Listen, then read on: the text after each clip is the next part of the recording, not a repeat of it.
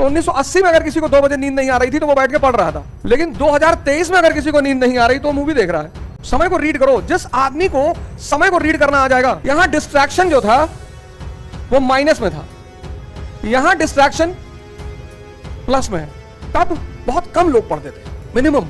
आज मैक्सिमम लोग तैयारी करने को आ रहे हैं। भीड़, तब चुनौती कम थी, आज चुनौती ज्यादा है। इसको कहते हैं समय को पहचानना।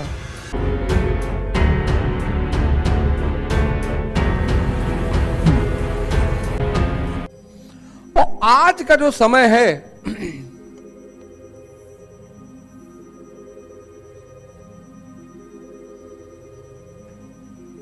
उसमें किसी को अपने लिए टाइम नहीं है। पहले तो दोस्त देर में मिलते थे, कभी कभी मिलते थे, अब तो दोस्त जेब में है। 1980 में तैयारी करना बहुत आसान था, 1980 में,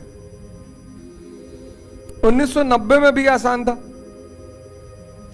लेकिन 2000 के बाद जो सबसे बड़ा झटका लगा वो तैयारी करने वालों को लगा। मोबाइल आ गया, और 2016 के बाद, मतलब कोरोना के बाद, तो स्थिति एकदम बदल गई है। 2 साल हर आदमी को ऑनलाइन की आदत पड़ गई। वो जो 2 साल कोरोना का बीता है वो बहुत खतरनाक बीता है। उसने पूरी सामाजिक संरचना को ही बदल दिया।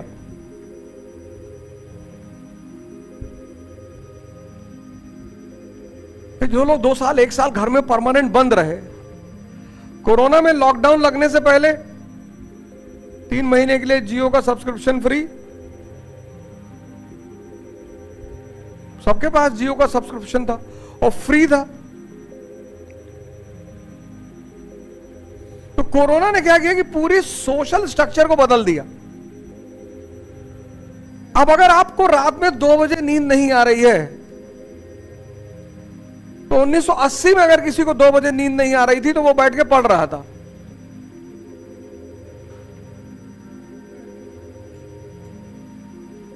लेकिन 2023 में अगर किसी को नींद नहीं आ रही तो वो मूवी देख रहा है। कितनी चीजें बदल गई। 1980 में ऑप्शन ही नहीं था पढ़ने के सिवा, नींद ना आए तो पढ़ो। 1980 में पढ़ने के सिवा ऑप्शन ही नहीं था।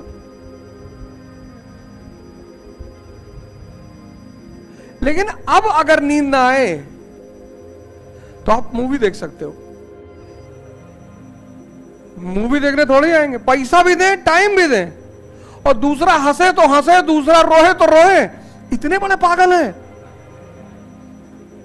आचार्य चतुर्सेन की नॉवेल पढ़ लेंगे, वैशाली की नगरवधु, कितनी प्यारी नॉवेल है वो। मेरा पैसा मेरा समय, और दूसरे के इशारों पे हंसेंगे।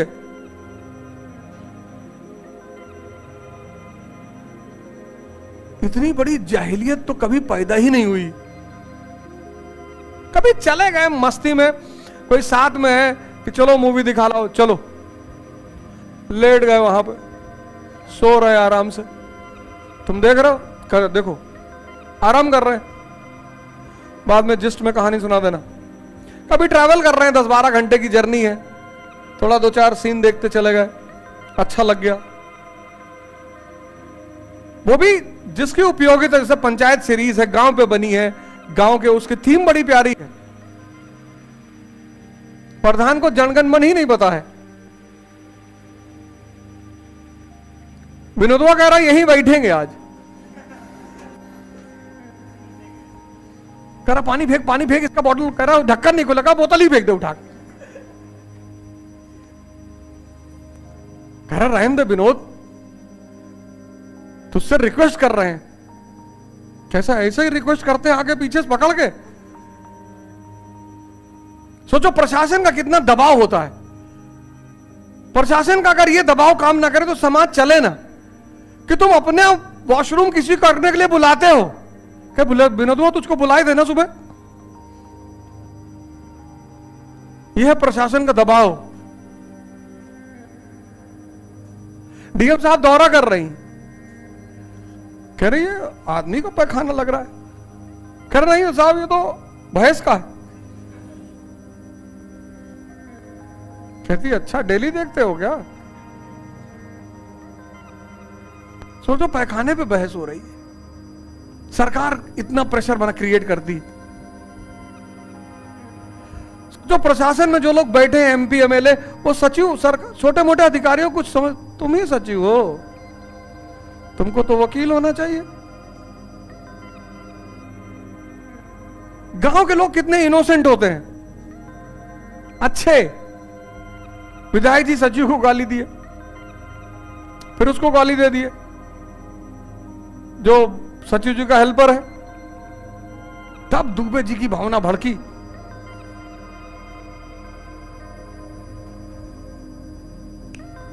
और इतने इमोशनल है कि जब भगाए जा रहे हैं, कह रहे कटहलवा मांग ले कटहलवा।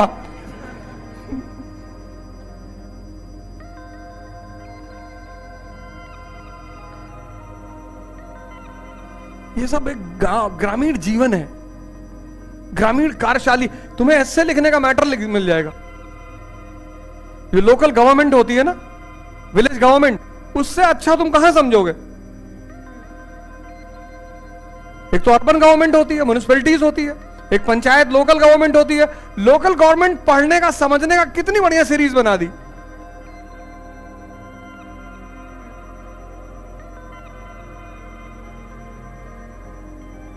वो बेगरी, भारत में कितना बड़ा कर्ज है, भिखारी, उस पर मूवी बना दी रेड लाइट। मुद्दे उठाओ। स्त्री की दशा अगर तुम्हें जाननी है प्रेजेंट भारत में, लज्जा मूवी है। एक और अर्बन हाई प्रोफाइल महिला वैदेही, फिर एक मिडिल क्लास की महिला, फिर लोअर मिडिल क्लास की महिला, फिर गांव की महिला, चारों का चित्रण है उस मूवी में। मतलब तुम उस मूवी को देख लो, तुम एक शानदार एस्से लिख सकते हो 21वीं शताब्दी में भारत में स्त्री की दशा। कुछ रटने की जरूरत ही नहीं है।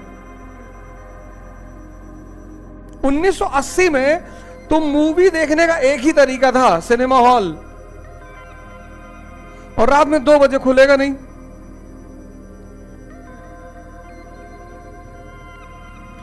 रात में 2 बजे खुलेगा नहीं,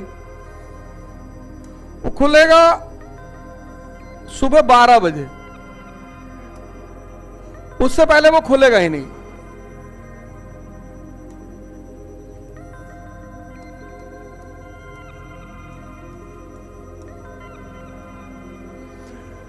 यहां डिस्ट्रैक्शन जो था,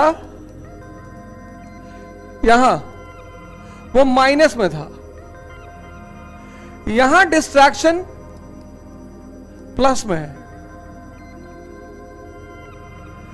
तुमको अपने आप को उलझन से बाहर निकालना है, उस पर्टिकुलर समय चाहे जैसे निकालना ही निकालना। यहां जो डायरेक्शन था वो सीमित था, लिमिटेड डायरेक्शन। घर वालों को पता नहीं था, ज्यादातर घर वाले जैसे हमारे घर वाले, उनको पता ही नहीं था कि भैया आईएएस की तैयारी क्या होती। घर वालों को पता नहीं था। कई कई शहर ऐसे थे जिसमें कोई आईएएस अधिकारी था ही नहीं उस शहर का, और डीएम बंगले में मिलने जाओगे नहीं। आज अनलिमिटेड डायरेक्शन है, अनलिमिटेड। यूट्यूब खोलो, हर आदमी कुछ ना कुछ बता रहा है। सिर्फ पढ़ाई में ही नहीं, हर जगह बता रहा है। योगा टाइप कर दो, 2500 वीडियो योगा के आ जाएंगे। कुछ भी टाइप कर दो, कुछ भी।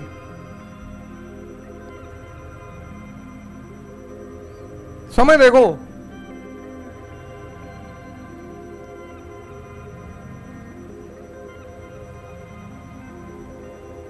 समय को रीड करो। जिस आदमी को समय को रीड करना आ जाएगा, सबसे बड़ी चीज होती है समय को पहचानना, और हर आदमी की बस की बात ही नहीं है, संभव ही नहीं है। 91 में लिबरलाइजेशन आया, बहुत से लोग समझ ही नहीं पाए कि लिबरलाइजेशन का मतलब क्या है, और शहर की जितनी किनारे किनारे जमीनें थी वो मिट्टी के भाव में व्यवसायियों ने खरीद ली, मारवाड़ियों ने, पंजाबियों ने। इनको पता था ना अब क्या होने जा रहा है, चाहे वो दिल्ली हो चाहे मुंबई हो, मिट्टी के भाव खरीद ली, मिट्टी के भाव।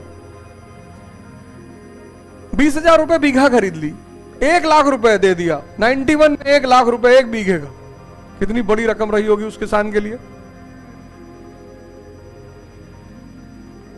और बोले 20 साल की एफडी कर दो, जमीन गिरवा दो, सब्जी की खेती करो, कोई बात नहीं, पर 20 साल की एफडी कर दो। अब मारवाड़ियों ने, पंजाबियों ने, सिंधियों ने जमीन खरीदी, हम जैसे लोगों को दे दिया कि सब्जी बो, तुम लोग परवल खाते हो जी, बो, फ्री में ले जाओ, चारा पैदा कर लो, कुछ तो होता रहेगा ना जमीन पे। हमको लगा कि यार हम तो सरदार जी की जमीन यूज कर रहे हैं, और सरदार जी चुपचाप सो रहे थे कि जमीन पे काम हो रहा है। जमीन हमारी बची हुई है, क्योंकि इस जमीन से ओझा जी सब्जी पैदा कर रहे हैं, तो यही लड़ेंगे अगर कोई बीच में आएगा तो, क्योंकि मैं इनसे पैसा नहीं ले रहा हूं। और 20 साल की एफडी थी उस 1 बीघे जमीन की फाफा मऊ के पास, 1 लाख में लिया था, और 2000 में उस जमीन, 1 बीघे जमीन को बेचा 50 करोड़ में।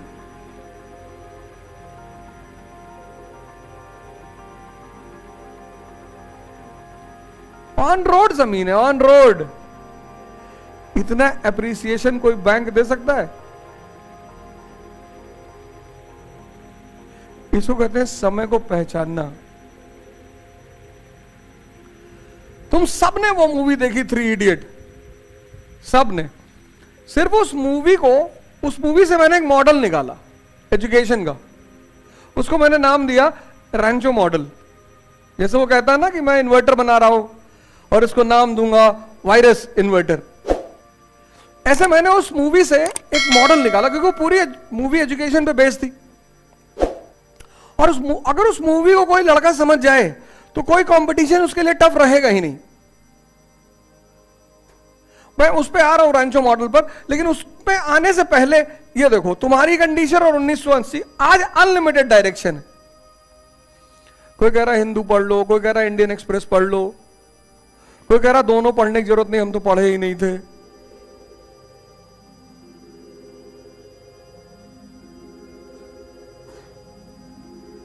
वहां खतरा कम था, यहां खतरा बहुत ज्यादा है। क्योंकि जब तुम सबके रास्ते को फॉलो करना शुरू करोगे तो एक टाइम ऐसा आएगा जब तुम 5 डॉक्टर की दवा खा लोगे तो मरोगे, मरना ही है।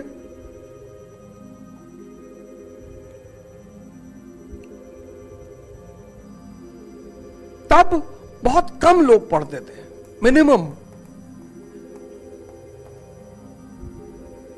1980 का इलाहाबाद,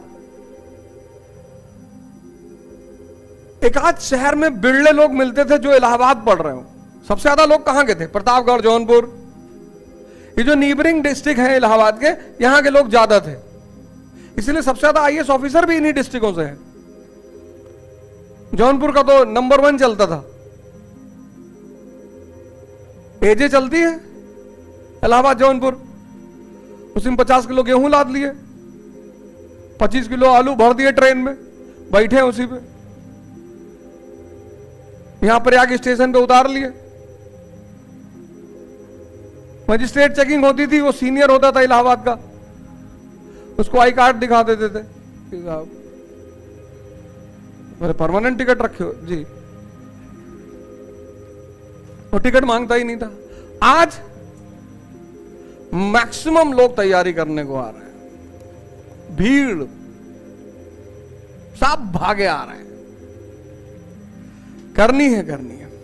सोर्स लिमिटेड थे, लिमिटेड सोर्स, लिमिटेड,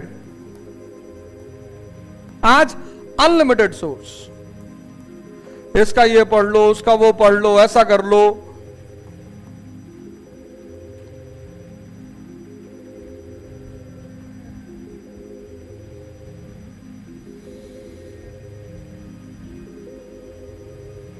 तब चुनौती कम थी, आज चुनौती ज्यादा है। और सबसे बड़ी बात, क्योंकि डिस्ट्रैक्शन कम था इसलिए लोगों की सिटिंग क्षमता बहुत अच्छी थी। हमारे एक सीनियर है मनोज गुप्ता, दिलदार नगर एक जगह पड़ती गहमर गाजीपुर के पास, वहां गए। वो पहलवान 9 घंटा 10 घंटा कुर्सी पे बैठे रहते थे, लुंगी बांध के, और सिर्फ बनियान पहनते थे, क्योंकि उमस का इस समय पीरियड चलता है, देखो कितनी उमस है। और गमछा रखे रहते थे, पसीना पोंछते रहते। उनको देखकर मेरी ये हालत हो गई थी कि भैया रहने दो, अपना तुम मर रहे हो, हमारी जान काहे ले रहे हो। क्योंकि जब कोई तुम्हारे सामने पढ़ रहा होता है तब तुम सो नहीं सकते। अगर तुम्हें इस तरह का रूम पार्टनर मिल जाए या पड़ोसी मिल जाए जो पढ़ रहा है 10 घंटा, तब तुम सो ही नहीं पाओगे। गजब के आदमी थे वो। आज सबसे बड़ी चुनौती है सिटिंग।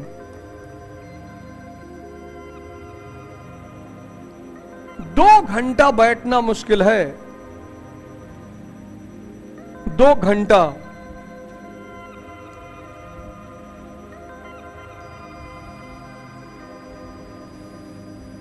और ये पूरी परीक्षा एक बड़ी सामान्य सी परीक्षा है, बहुत सामान्य।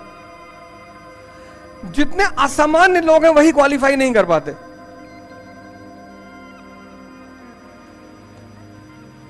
असामान्य मतलब जो ऐसी ऐसी चीजों को पढ़ रहे हैं जिनकी कोई जरूरत नहीं, और ऐसी चीजों को निगलेक्ट कर रहे हैं जिनको कभी भी पूछा जा सकता है। एग्जाम्पल, कीव जो शहर है यूक्रेन का, किस नदी के किनारे है?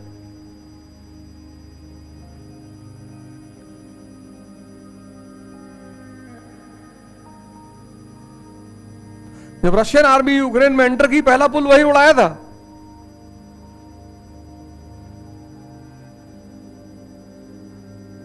देखो,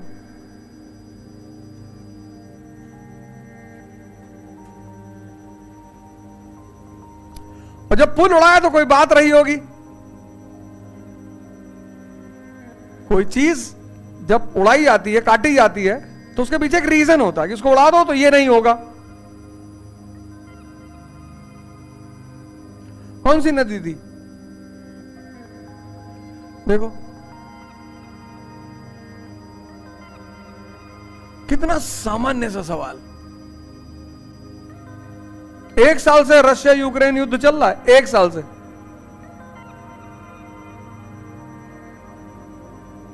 पूरी दुनिया को खतरा है रशिया यूक्रेन युद्ध से। हर आदमी टेंशन में है कि पता नहीं कब पुतिन वहां एटम बम मार दे। हमारे तो यहां 2-4 मित्र हैं, बहुत परेशान है कि मारे नहीं रहा, बहुत दिन से देख रहे हैं, मजे नहीं आ रहा, बहुत टेंशन में है।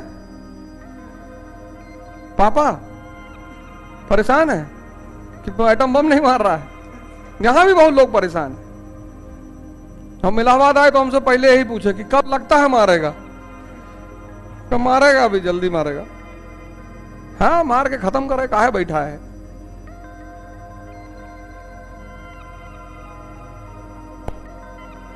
रशिया G8 का मेंबर था,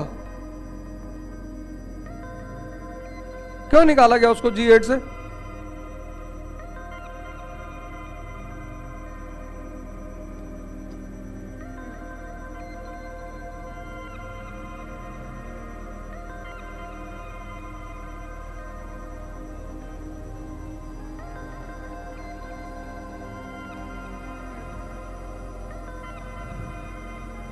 सोचो तुम इलाहाबाद के छात्र हो जिनसे बात करते हुए लोग डरते थे। इस दौर में इलाहाबाद के स्टूडेंट से लोग बात करते हुए डरते थे कि अरे भैया इलाहाबादी है, मत छेड़ो। लोग बहस करते हुए डरते थे, बहस।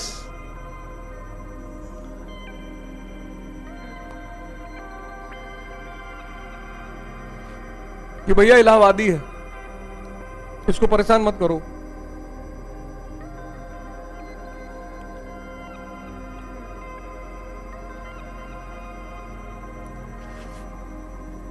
क्यों निकाला G8 से?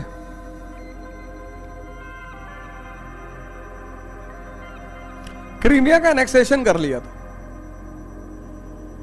क्रीमिया जो प्रांत है यूक्रेन का, उसको रशिया ने किससे लिया था? उसको यूक्रेन रशिया ने ले लिया था। किस शताब्दी में लिया था और किससे लिया था? पूरा एडिटोरियल था ये, 7 महीना पहले, 8 महीना पहले पूरा एडिटोरियल था।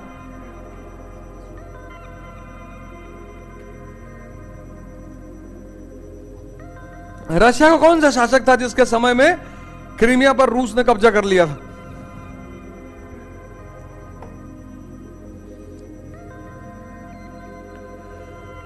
अब क्या करोगे तैयारी? अब तुमसे कठिन सवाल का उत्तर का तो आशा ही नहीं की जा सकती। जो ज्वलंत है, ज्वलंत बर्निंग टॉपिक जिसको कहते हैं, जब तुमको उस पे इंफॉर्मेशन नहीं है कुछ भी, तो शुक्र मनाओ कि तुम्हारे पिताजी यहां नहीं बैठे हैं, नहीं तो कहते हो इधर हो, इधर ओ चले घर।